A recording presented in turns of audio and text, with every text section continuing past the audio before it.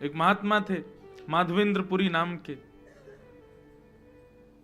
वो भिक्षा नहीं मांगते थे, ऐसे अकिंचन महात्मा थे, वो किसी से कहते नहीं थे कि मुझे दीजिए, वो बैठे रहते थे, कोई आके खुद कह जाए कि बाबा लो आपके लिए ये प्रसाद है, तो पाते थे। उनका नियम था, वो किसी से कहते नहीं थे कि मुझे प्रसाद दो या मुझे भिक्षा दो। कई बार तो 4-4 दिन तक कुछ नहीं मिलता था। वर्णन आता है कि 4-4, 5-5 दिन जब बीत जाते थे तब किशोरी जी ही कोई गोपी बन के जाती थी, ठाकुर जी ही कोई ग्वाला बन के जाते थे। कभी दूध दियाते, कभी रबड़ी दियाते, कभी रसगुल्ला दियाते, कभी रोटी, बासी रोटी दियाते माधवेंद्र जी को, क्योंकि उनका नियम था, वो मांगते नहीं थे। विचार करो, स्वयं श्री जी जाती थी खीर लेकर के, दूध लेकर के, रसगुल्ला लेकर के, और कोई ऐसी दीनहीन सी गोपी बन के जाती कि बाबा को लगती पता ना कोई ऐसी कोई गोपी होगी ब्रज की, आ गई है दूध लेके, बाबा ले पी लियो, दूध बचाओ घर को, लेकिन होती वो श्री जी थी। एक दिन जगन्नाथपुरी दर्शन का भाव बनाया और गोवर्धन से चलकर के माधवेंद्रपुरी दास जगन्नाथपुरी आ रहे थे। बीच रास्ते में बंगाल प्रांत में, बंगाल या उड़ीसा प्रांत में खीरचोरा गोपीनाथ, उड़ीसा में है बंगाल में, उड़ीसा में ही पड़ते हैं, बंगाल के पास पड़ते हैं, यहां से दूरी है। खीरचोरा गोपीनाथ, उनका नाम तो गोपीनाथ ही था, खीरचोरा तो बाद में पड़ गया। तो आज तक नियम है कि वहां 12 कुल्हड़ों में श्री गोपीनाथ जी को खीर का भोग लगता था, और जो मनोरथी भोग लगवाते थे सारा भोग उन्हीं को बांट दिया जाता था। माधवेंद्रपुरी जी जब दर्शन करने के लिए गए तो श्री गोपीनाथ जी का दर्शन किया, रात्रि शयन में 12 कुल्हड़ खीर का भोग रखा था। अब माधवेंद्र जी का स्वभाव नहीं था मांगने का कि प्रसाद भी ऐसे हाथ के, कोई पुजारी खुद ही कहते आओ प्रसाद ले जाओ तो ही मांगते लेते थे, अपने आप नहीं कहते थे। 3-4 दिन से सफर कर रहे भूखे प्यासे, गोपीनाथ जी के सामने जाके खूब नृत्य किया। पुजारी जी ने सारे मनोरथियों में खीर बांट दी, और खीर बांटने के बाद में मंदिर बंद कर दिया। माधवेंद्रपुरी जी भी वहां से प्रस्थान कर गए, बेचारे भूखे प्यासे एक वृक्ष के नीचे जाकर के बैठ गए। भजन कर रहे थे ठाकुर जी का, लेकिन भजन करते करते बार बार नेत्र खुल जाए, बार बार भजन रुक जाए। क्यों? भूख लग रही थी, लेकिन बोल सकते नहीं किसी से।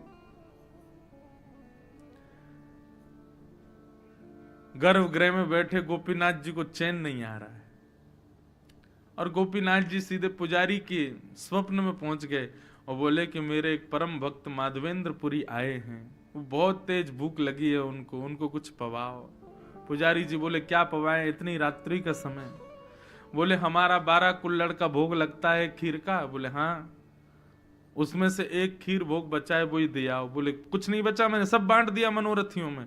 बोले तुमने 11 कुल्हड़ी बांटे हैं, 12वां कुल्हड़ हमने छुपा लिया था अपनी जेब में। मंदिर आओ, खोलो, हमारे विग्रह के गोजा में आकर के, गोजा बोलते हैं जेब को, बोले हमारे जेब में आकर के देखो एक कुल्हड़ रखा है छुपा हुआ है।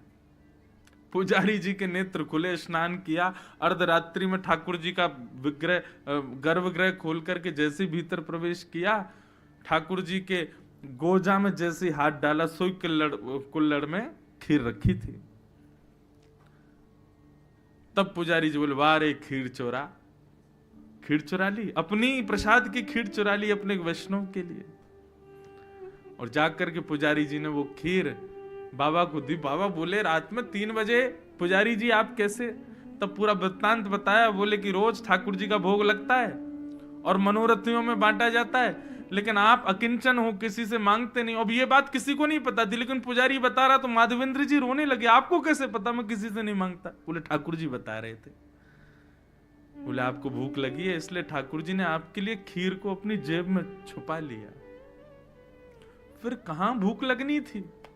रोते रहे विरह से। बोले नाथ आपको पता है मेरा भाव, आपको, आप जानते हैं मुझको, मुझे इसी बात से इतनी प्रसन्नता है कि आप मुझे जानते हो।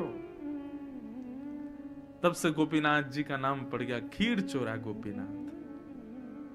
अपने वैष्णव के लिए ठाकुर जी ने खीर चुराई। तो नियम इसलिए है ठाकुर जी का कि कोई प्रेम लक्षणा भक्ति से तोड़ के दिखाए, हट पूर्वक नहीं कि जबरदस्ती। इंद्रेश जी कथा में बोल रहे थे नियम में इसलिए ठाकुर जी की उसको कोई तोड़े। अब गर्भगृह में कोई जाने नहीं दे रहा जगन्नाथ जी के, हम कूद फांद के लड़ाई झगड़ा करके गेर के पुजारियों को घुसेंगे भीतर और सबको दिखाएंगे देखो हमने नियम तोड़ा। ऐसे नहीं, नियम तोड़ने का मतलब आप ना तोड़ो, आप प्रयास ना करो, ठाकुर जी प्रयास करें उसको तोड़ने का, उससे आगे आने का, उससे बाहर निकलने का। और श्री जगन्नाथ जी जितने नियमों में बंधे हैं उतने ही नियम तोड़ने में प्रसिद्ध हो रहे हैं। इनसे ज्यादा नियम किसी ने नहीं तोड़े। सब ठाकुरों में सबसे ज्यादा नियम तोड़ने वाले, नियम में रहने वाले भी श्री जगन्नाथ जी और नियम तोड़ने वाले भी श्री जगन्नाथ जी।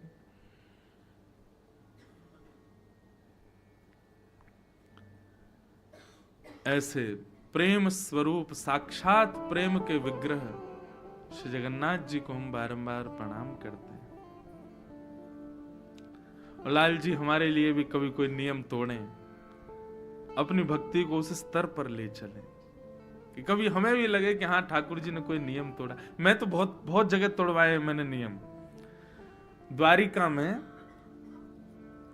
श्री द्वारिका, कोई प्रशंसा की बात नहीं, मैं पुनः कह रहा हूं, मैं अपना कोई उदाहरण दूं ना तो उसको केवल आप विश्वास दृढ़ करने के भाव से सुनिएगा, मेरी प्रशंसा के भाव से मत सुनना, नहीं तो सब मेरे जो भाव होते हैं सब टूटने लग जाएंगे, होंगे ही नहीं फिर।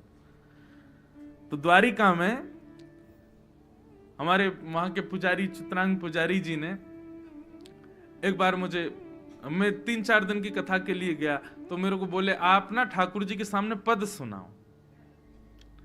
तो हम और हमारे कुछ गंधर्व जन, हम लोग श्री द्वारिकाधीश के सामने विराज गए, 2-4 माइक लग गए और खूब गाए ठाकुर जी के आगे।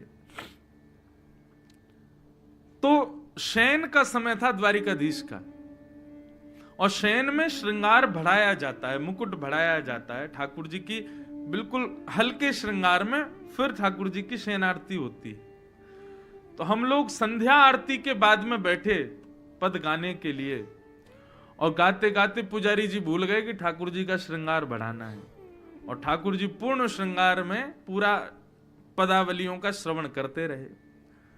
और तभी किसी बुजुर्ग पुजारी ने आके बताया, बोले ठाकुर जी के शयन का समय हो गया है, शयन आरती होनी है। अब बोले कि अब शयन आरती होनी है, ठाकुर जी तो अभी तक संध्या के श्रृंगार में ही बैठे हैं, तो शयन का श्रृंगार तो अब करेंगे तो 1-1.5 घंटा एक्स्ट्रा लगेगा, 12 बज जाएंगे रात के। तो पुजारी जी मेरे पास आए, आकर के बोले भले पधारे ब्रजवासी, आज सैकड़ों वर्ष बाद द्वारिकाधीश जी की शयन आरती पूर्ण श्रृंगार में ही होगी, क्योंकि आज ठाकुर जी का श्रृंगार बढ़ाया नहीं गया, विलंब हो गया। और कितने वर्षों बाद वो बता रहे थे, कभी कभी कुछ हुआ होगा, कभी कोई तूफान आदि के समय नहीं हो पाते, नियम टूट जाते हैं, लेकिन कितने वर्ष बाद बता रहे थे, बोले आज ठाकुर जी पूर्ण श्रृंगार में शयन करेंगे। क्यों? इस प्रसन्नता में कि कोई ब्रजवासी ने आकर के नियम तोड़वाए। ठाकुर जी का आज शयन श्रृंगार बढ़ा नहीं है, तो अब श्रृंगार में ही सोएंगे ठाकुर जी।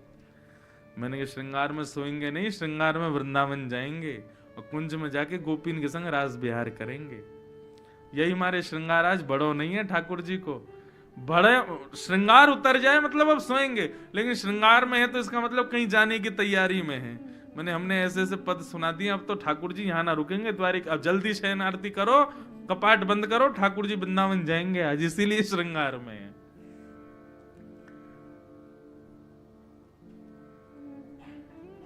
प्रेम लक्षणा भक्ति प्रकट तो करे कोई।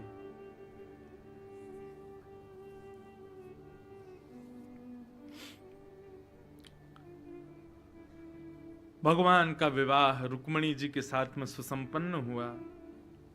कल कथा बहुत हमने राजपंचाध्यायी के बाद में फिर जल्दी जल्दी हम करने लगे।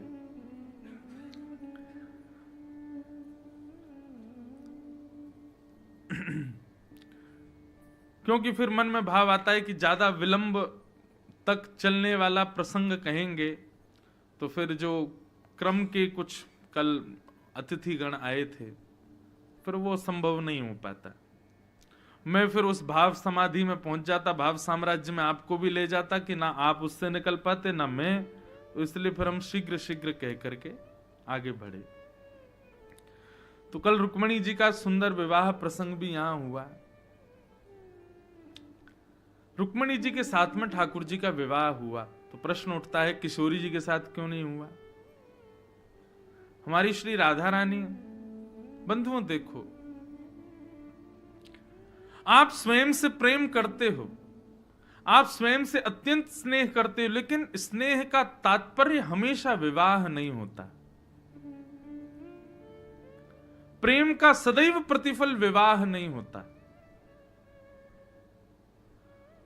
हम स्वयं को प्रतिबिंब में देख करके बड़े प्रसन्न होते हैं, अरे वाह कितने सुंदर लग रहे हैं हम, लेकिन उसके बाद भी अपने प्रतिबिंब से विवाह नहीं कर सकते, प्रेम कर सकते हैं। ऐसे ही श्री जगन्नाथ जी का प्रतिबिंब है किशोरी जी, हमारे द्वारिकाधीश का प्रतिबिंब है किशोरी जी, श्री वृंदावन बिहारी लाल का प्रतिबिंब है श्री राधा रानी। और प्रतिबिंब से स्नेह हो सकता है, प्रेम हो सकता है, विवाह संभव नहीं। विवाह के लिए विलग व्यक्ति का होना जरूरी है, अलग व्यक्ति का हमारे सामने होना जरूरी है। किशोरी जी ठाकुर जी से विलग थोड़े हैं, और जो विलग मानते हैं वो गलत सोचते हैं।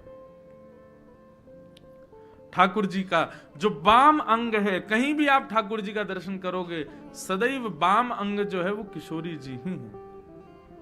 और आप हमारे पूरे वृंदावन में आ जाना, किशोरी जी का दर्शन नहीं, केवल ठाकुर जी खड़े हैं। किशोरी जी भाव के भाव से वाम अंग में विराजती हैं, और यह बात यहां भी सिद्ध होती है। श्री जगन्नाथ जी का भीतर प्रवेश करके दर्शन हो तब जगन्नाथ जी पूरे दिखते हैं, नहीं तो बाहर से देखो तो वाम अंग दिखता ही नहीं ठाकुर जी का। क्यों? श्री जी हैं, सदैव अपने भाव में विराजमान रहती हैं। दाहिना अंग ही दिखता है ठाकुर जी का, दाहिना अंग क्यों दिखता? वो श्याम सुंदर हैं, वाम अंग तो श्री जी हैं।